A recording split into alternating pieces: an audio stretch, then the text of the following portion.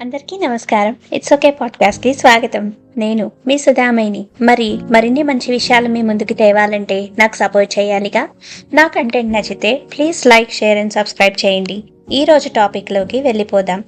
ఈరోజు మనం daily self care routine గురించి మాట్లాడుకుందాం. ఈరోజు నేను మీతో నా జీవితంలో చూసిన ఒక నిజమైన కథను పంచుకోవాలనుకుంటున్నాను. చిన్నప్పటి నుంచి నేను మా అమ్మను చాలా కష్టపడుతూ చూశాను. మా అమ్మ ఒక చిన్న ఎలిమెంటరీ స్కూల్ నడిపేవారు. గ్రేడ్ 5 వరకు ఉండే ఆ స్కూల్లో చాలామంది పేద పిల్లలకు ఉచితంగా చదువు చెప్పేవారు. ఫీ కట్టగలిగిన వాళ్ళు మాత్రమే ఫీ కట్టేవారు. అంతేకాదు, ఉదయం సాయంత్రం ఇంగ్లీష్ మీడియం మరియు తెలుగు మీడియం ట్యూషన్ క్లాసెస్ కూడా నిర్వహించేవారు. ఫైనల్ ఎగ్జామ్ సమయం వస్తే వీకెండ్స్లో కూడా క్లాసెస్ ఉండేవి. ఇప్పుడు ఆలోచిస్తే ఆమె రోజు ఎప్పుడు మొదలయ్యేది, ఎప్పుడు ముగిసేదో కూడా తెలీదు. కానీ ఒక విషయం మాత్రం నేను గమనించేదాన్ని.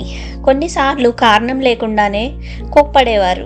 అప్పుడు నాకు అర్థమయ్యేది కాదు, ఇంత చిన్న విషయానికి ఎందుకు కోపం వస్తుంది అని అనుకునేదాన్ని.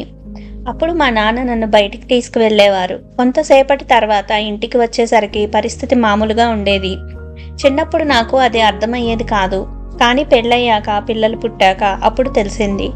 మా అమ్మకు కోపం రావడానికి కారణం మనుషులు కాదు, ఆమె మొయ్యాల్సిన అలసట, ఆమె భరించాల్సిన ఒత్తిడి. ఆ రోజుల్లో సెల్ఫ్ కేర్ గురించి ఎవరూ మాట్లాడేవారు కాదు. కానీ ఈరోజు నేను ఒక విషయం నేర్చుకున్నాను. ఇతరులను చూసుకోవాలంటే ముందు మనల్ని మనం చూసుకోవాలి. కొన్నిసార్లు పెయింటింగ్ వేస్తాను, కొన్నిసార్లు అల్లికలు చేస్తాను, కొన్నిసార్లు ఈ పాడ్కాస్ట్ కోసం స్టోరీస్ రాస్తాను. ఇది కేవలం హాబీస్ కాదు, అవి నా స్ట్రెస్ బస్టర్స్. ఇవి నా సెల్ఫ్ కేర్ రొటీన్. ఈ కొద్దిసేపటి సమయం వల్ల నేను ప్రశాంతంగా ఉంటాను. నా మనసు తేలిగ్గా ఉంటుంది. నా రోజు కూడా బాగా గడుస్తుంది. ఫ్రెండ్స్, సెల్ఫ్ కేర్ అంటే గంటల కొద్దీ టైం కేటాయించడం అవసరం లేదు. రోజుకు 10 నిమిషాలైనా సరిపోతుంది. మీకు ఆనందం ఇచ్చే ఏ చిన్న పనైనా కావచ్చు. నా సెల్ఫ్ కేర్ రొటీన్ ఏమిటి అని ప్రశ్నించుకోండి. జవాబు లేకపోతే ఈరోజు ఒక చిన్న అలవాటు మొదలు పెట్టండి. ఎందుకంటే మీ వెల్బీయింగ్ కూడా ముఖ్యమే, మీ ఆనందం కూడా ముఖ్యమే, మీరు కూడా ముఖ్యమే. మళ్ళీ డైలీ డోస్ ఆఫ్ మోటివేషన్తో ఇంకో ఎపిసోడ్లో కలుద్దాం. అప్పటి వరకు మిమ్మల్ని మీరు చాలా జాగ్రత్తగా చూసుకోండి.